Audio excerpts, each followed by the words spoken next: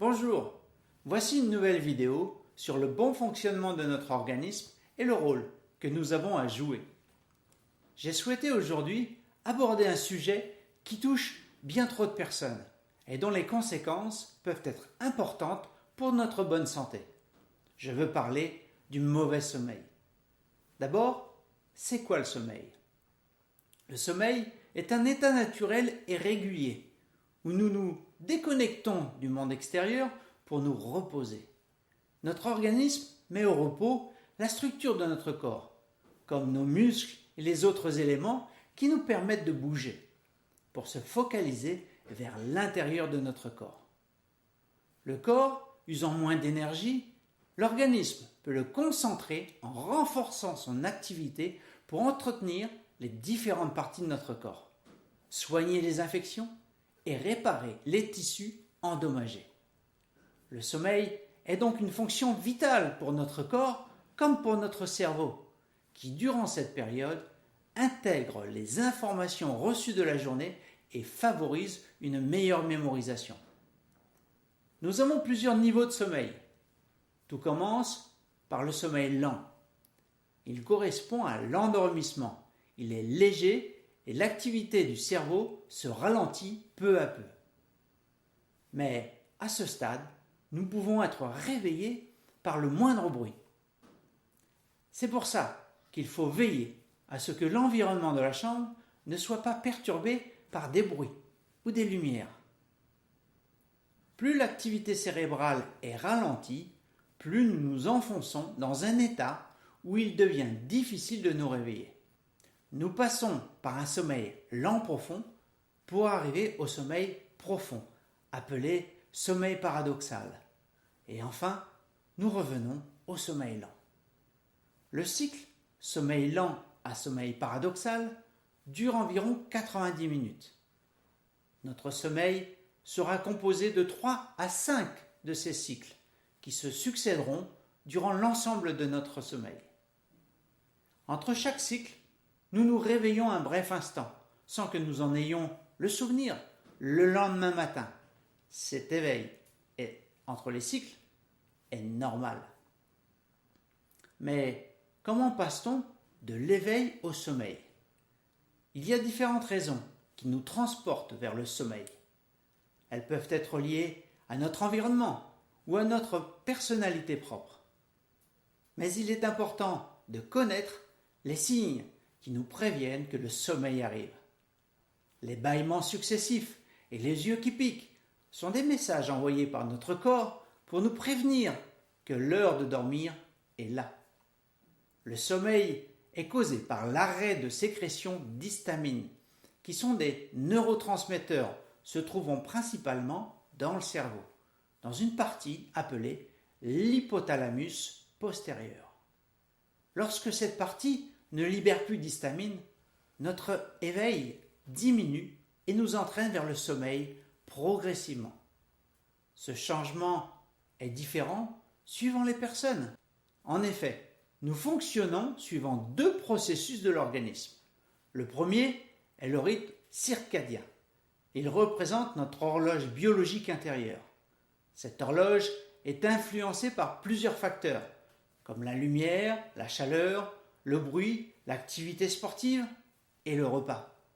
C'est pour ça qu'il est recommandé d'arrêter de faire du sport bien avant l'heure de dormir et d'aller se coucher sans avoir le ventre plein. Bien sûr, le phénomène jour-nuit influence principalement ce rythme circadien. Le deuxième, c'est le rythme homéostatique. Nous pourrions l'imaginer comme un sablier qui se retournerait 2 fois par 24 heures. Et cela tous les jours sans s'arrêter. Sauf que le temps que nous prenons pour dormir est pour certains inférieur au temps où nous sommes éveillés. Ces 2 facteurs jouent un rôle des plus importants pour nous permettre d'avoir un bon sommeil réparateur. Imaginez que vous soyez invité à une soirée et que vous rentriez au milieu de la nuit pour aller dormir. Votre rythme circadien, qui représente votre horloge biologique, sera perturbé, car pour lui, le sommeil devrait être déjà là. Certes, le sommeil n'a pas pu s'activer à cause de la lumière, du bruit et d'autres facteurs. Mais demain matin, suivant son horloge biologique, il vous réveillera. Et là, le sablier du rythme homéostatique vous dira que lui, il n'a pas fini son temps de sommeil.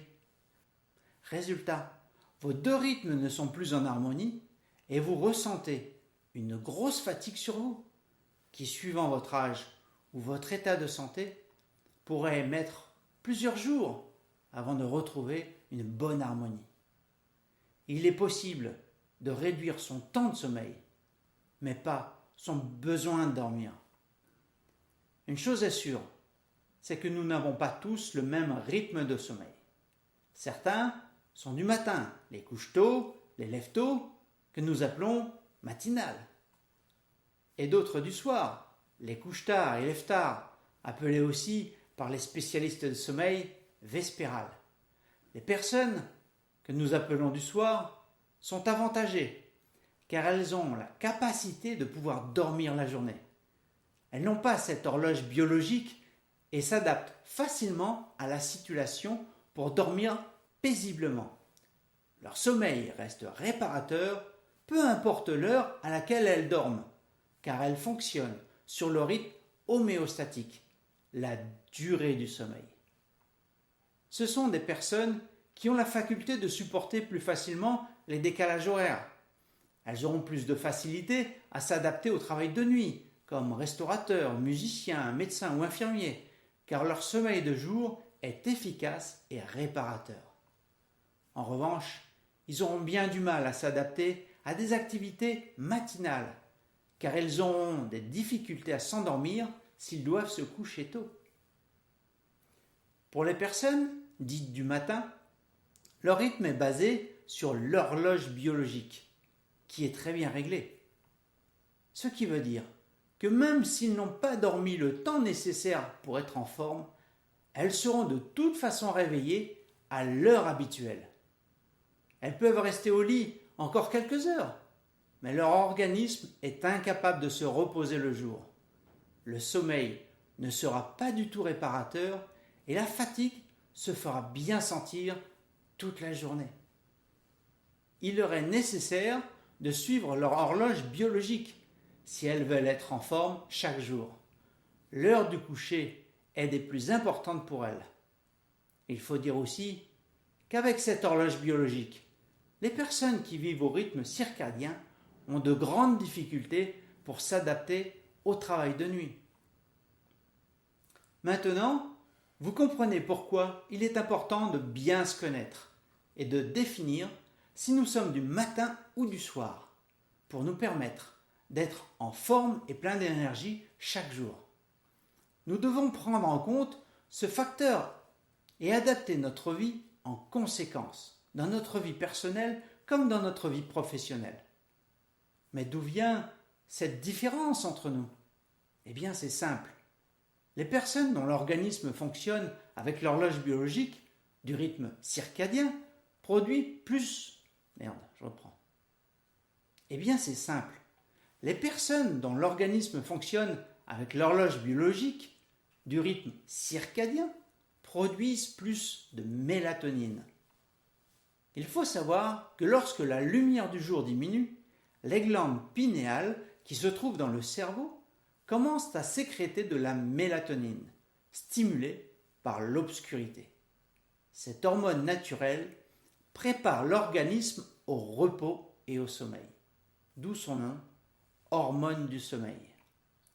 Les glandes pinéales, appelées aussi épiphyse, est reliée au nerf optique. Elle est donc en liaison directe avec la lumière. En sécrétant de la mélatonine, la glande pinéale dit au cerveau qu'il fait sombre et qu'il est l'heure d'aller se coucher. Durant tout notre sommeil, nous recevons de la mélatonine pour nous permettre de bien dormir. Mais certains facteurs peuvent ralentir ou bloquer la production de mélatonine, comme les lumières électriques, trop puissantes, stimulant la lumière du jour et transmettant une fausse information. Ou les tablettes et téléphones portables, utilisés juste avant de se coucher, ou pire encore, dans la nuit, en regardant ces messages. Ils diffusent une lumière bleue qui va entraîner un état d'éveil pour prolonger et retarder le bon sommeil. Ou encore les ondes électromagnétiques avec les téléphones portables, les appareils électriques et même la rallonge électrique qui passe sous le lit. Une personne allongée et en état de sommeil est 200 fois plus vulnérable à l'environnement électromagnétique. C'est aussi le seul moment où la personne reste aussi longtemps immobile au même endroit. C'est pour ça qu'il faut veiller à ce que la chambre à coucher soit nettoyée de toutes ces pollutions électromagnétiques afin de dormir dans une zone saine. L'alcool, le tabac et les médicaments jouent également un rôle néfaste sur le bon fonctionnement de la glande pinéale, ralentissant la production de mélatonine. Il faut savoir que la mélatonine est indispensable au bon fonctionnement de notre système immunitaire et à notre bon sommeil, et que la production de mélatonine fabriquée par l'organisme se fait majoritairement pendant le sommeil. Il peut y avoir plusieurs causes qui nous perturbent pour avoir un bon sommeil. Cela peut venir de notre état émotionnel avec l'anxiété, l'angoisse, le surmenage, le stress, qui peuvent être dus à des difficultés professionnelles, familiales ou financières, ou encore de notre fatigue physique due à un déménagement, un décalage horaire ou des horaires de travail trop variables, mais également à l'environnement du lieu où nous dormons, les bruits, la lumière, la température et les ondes électriques, ou de notre état de santé et des médicaments que nous prenons, tout comme si nous sommes sujets à des ronflements ou à l'apnée du sommeil, au somnambulisme et au syndrome des jambes lourdes. Cela peut provenir également de notre alimentation, l'heure à laquelle nous mangeons et les excitants consommés, comme l'alcool, le café, le tabac. Même l'excès d'acidité de notre corps, appelé acidose, dont les principaux responsables sont souvent notre nourriture, notre boisson ou notre état d'anxiété, qui peut être responsable d'un mauvais sommeil. Mais je vous parlerai de cet état d'acidose plus en détail dans une prochaine vidéo. Les causes sont nombreuses, mais il est important de les définir une à une pour pouvoir y remédier et permettre d'améliorer son sommeil. C'est vital pour vous. Les conséquences d'un mauvais sommeil sont nombreuses et peuvent, dans certains cas, générer de graves problèmes. Ça peut être une diminution des performances dans la journée, due à la fatigue, au manque d'énergie, au manque de concentration, de mémoire et de vigilance, ou bien encore des difficultés relationnelles avec le manque d'écoute, que ce soit avec les enfants ou les collaborateurs de travail, tout comme des troubles de l'humeur, avec le manque de patience, le fait d'être irritable et à cran. Les relations peuvent devenir très difficiles et vous pourrir la journée. Même la somnolence peut être un risque d'accident lorsque vous utilisez des machines ou quand vous êtes au volant de la voiture. Tous ces phénomènes laissent percevoir le signe d'un sommeil qui n'est pas réparateur. Mais les conséquences les plus importantes sont celles qui vont toucher votre organisme et pourraient changer votre état de santé. Alors, observez-vous bien et faites votre propre bilan. Quand vous ne dormez pas la nuit, notez sur un papier ce qui vous perturbe l'esprit ou le corps. Et faites-en l'analyse le lendemain pour essayer de trouver une solution à cette problématique. De nombreuses solutions peuvent être mises en application pour vous aider à favoriser un meilleur sommeil. Voilà, je viens de vous expliquer le fonctionnement du sommeil et je pense que vous avez pu définir quel est votre propre rythme. Dans la prochaine vidéo, nous verrons comment faire pour améliorer votre sommeil, mais également ce qu'il vaut mieux éviter de faire pour ne pas le perturber. Je vous retrouverai dans la prochaine vidéo. En attendant, je vous conseille de faire le point sur vos habitudes liées au sommeil.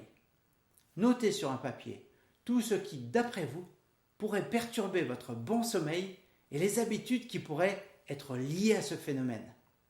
Après, modifiez ces habitudes et voyez si ça va mieux. N'oubliez pas que la personne qui a le plus d'importance pour vous, c'est vous. Je vous souhaite un bon sommeil. À bientôt.